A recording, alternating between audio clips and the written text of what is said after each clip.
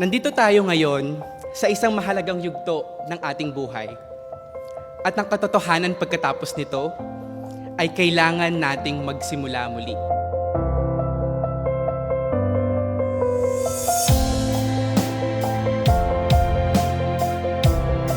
Hanapin natin ang ating layunin, ang ating dahilan upang magpatuloy.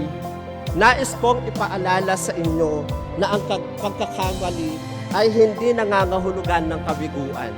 Sa halip, ito ay bahagi ng ating proseso ng pagkatuto at paglago. Sa mga karanasang ito, lumaki tayo bilang mga individual na handang maglingkod, umangkop, at tumindig sa harap ng mga hamon ng ating komunidad.